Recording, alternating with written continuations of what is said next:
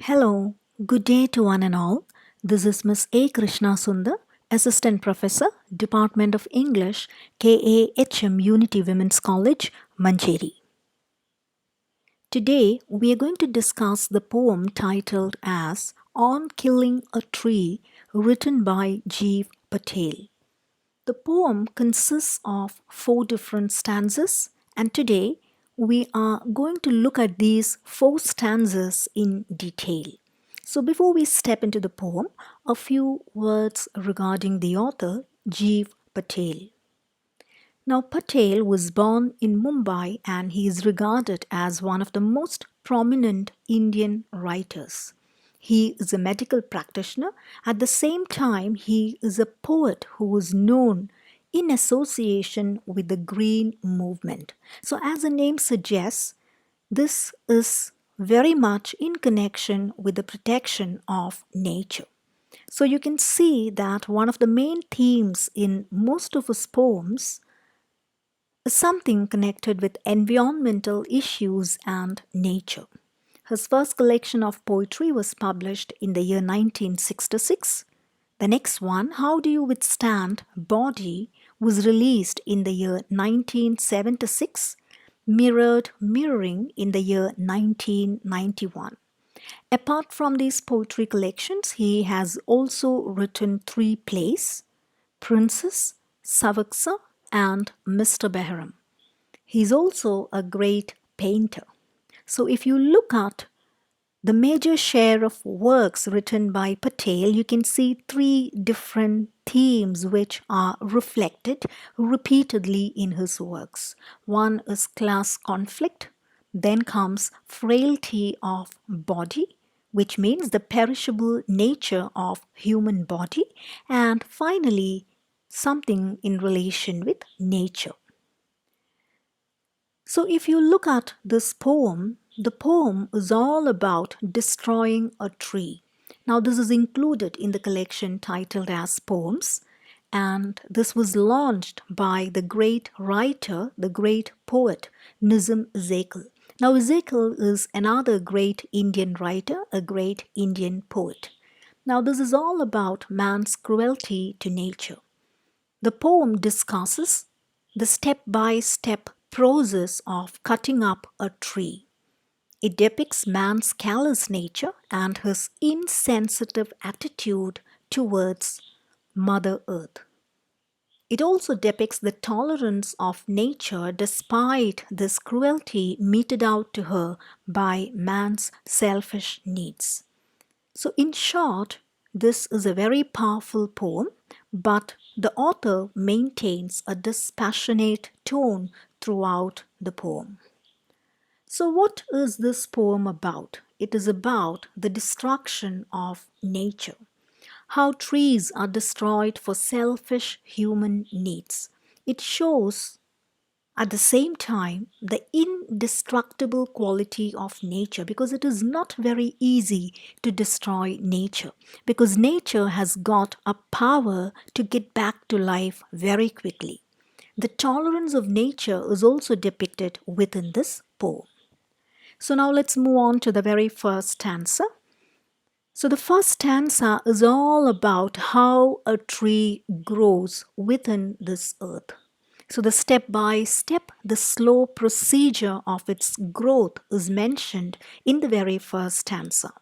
It takes much time to kill a tree. Not a simple jab of the knife will do it. A simple jab means a sudden blow, a heavy strike. So here we can see the author begins the poem by stating that it is not very easy to kill a tree because it takes much time to kill a tree. Not a simple jab of the knife will do it. One single strike from the knife cannot kill a tree.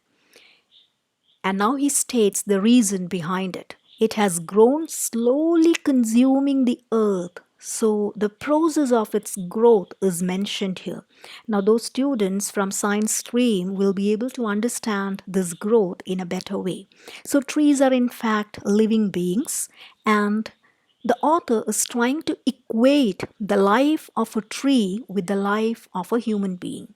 It has grown slowly, consuming the earth, rising out of it, feeding upon its crust, absorbing years of sunlight, air, water, and out of its leprous hide sprouting leaves. So it's written in a very beautiful way. So it is just like a baby growing up. The tree grows on a natural way, it consumes the earth and it rises out of Mother Earth, feeding upon its crust, the outer layer, absorbing years of sunlight, air, and water. So it is absorbing all these nutrients necessary for its growth.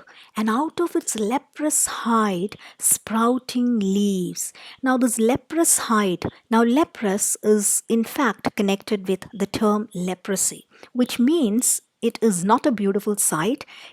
The poet is actually talking about the bark. You can see the picture here, the bark of a tree, which is not very smooth and beautiful to see, but it is always disfigured. If you look at the bark of any tree, you cannot find it very smooth. There will be a lot of rashes, there would be a lot of markings like cuts and shattered kind of markings. So, in fact, it is disfigured, as you can call it. But behind this, you can see the sprouting leaves. So, with leprous, the term, the author might be talking about the power of this tree. Though it is disfigured on an exterior basis, it has got beautiful sprouting leaves. So, this entire stanza is about the growth of a tree. And sometimes think about a tree which is thousands of years old. So imagine the number of years that the tree has survived or lived, and imagine the number of generations the tree might have seen, the number of civilizations that the tree might have gone through. So a tree is a living witness of a society.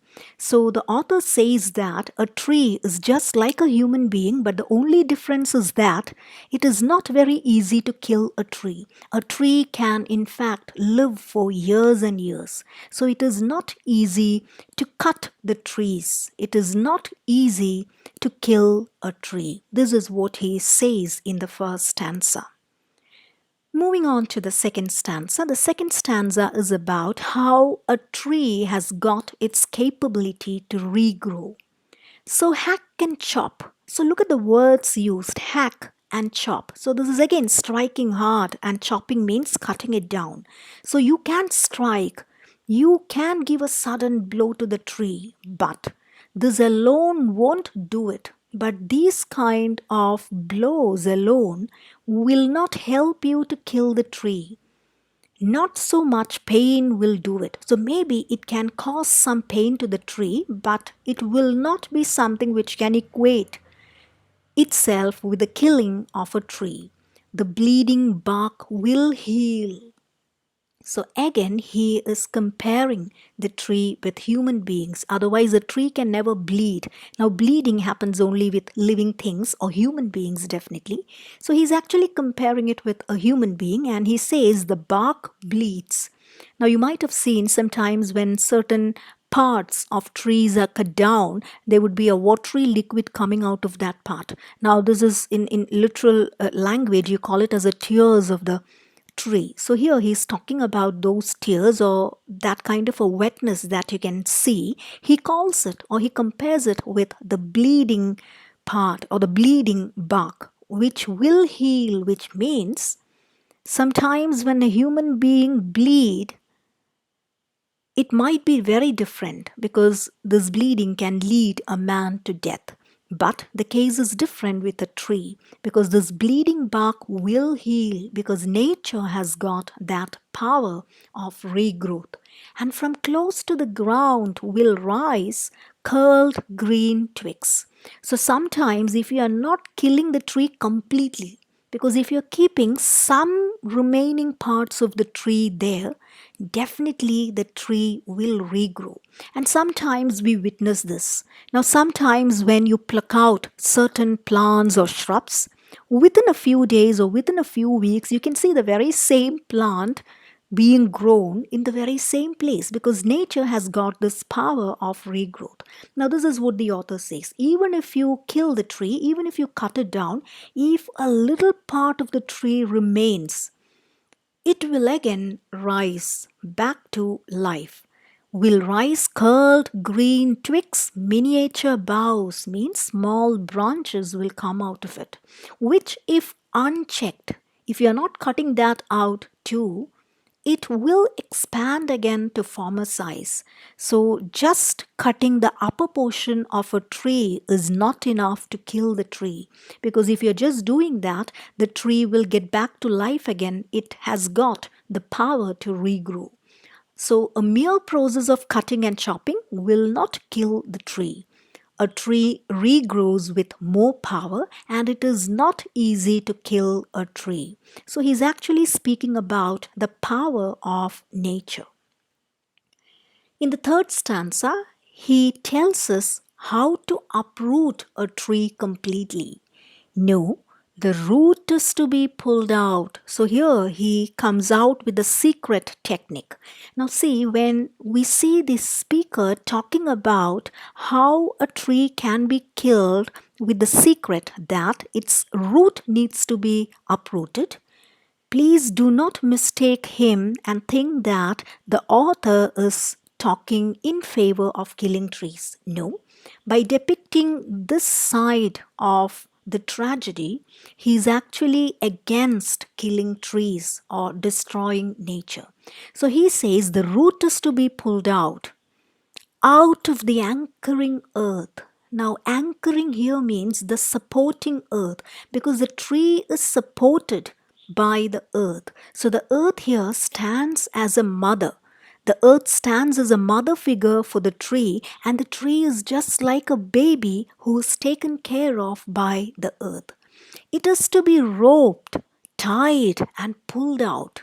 So he's actually talking about the process involved.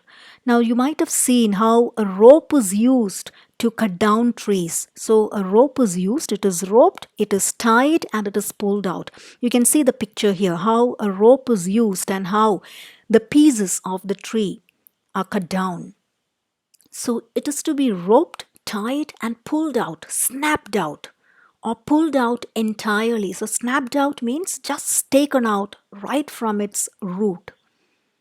Out from the earth cave. So you might have seen when a tree is uprooted. Now when I use the term uprooted, please imagine this in your mind, that the tree is plucked out of the earth along with its roots.